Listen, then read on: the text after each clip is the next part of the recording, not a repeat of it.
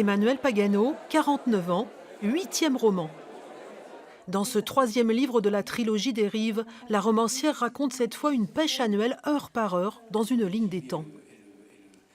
Emmanuelle Pagano a fait escale à Lyon, sur les rives de la Saône.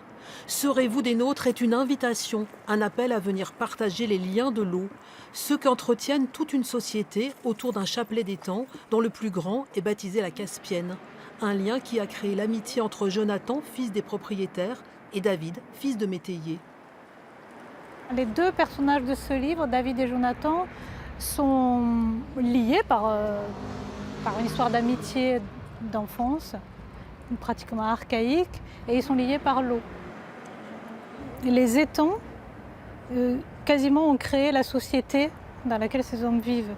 Et les liens sociaux se font vraiment par rapport à l'eau. Et ça, je l'ai découvert sur place quand j'étais dans la Brenne. Le pays natal pour David, ce n'était pas l'espace grandiose ouvert par toutes ces chasses, ces errances avec Jonathan, d'autant plus étendu qu'il avait été parcouru dans l'enfance. Non, le pays natal n'était pas si vaste. Il tenait dans la main. C'était un peu de terre argileuse, de l'eau dans son creux, une matière. Le pays natal pour David était aussi, dans le même temps, insaisissable. Il échappait à l'appréhension. Il inondait son corps des pieds à la tête. Il lustrait ses pas, accueillait ses rêves. C'était une échancrure dans les nuages, un reflet sur les étangs, une lumière. Depuis des années, l'œuvre singulière d'Emmanuelle Pagano est observée à la loupe, à la librairie Passage. Tant il est vrai que son travail sur l'écriture notamment fait mouche. Une écriture fluide comme de l'eau.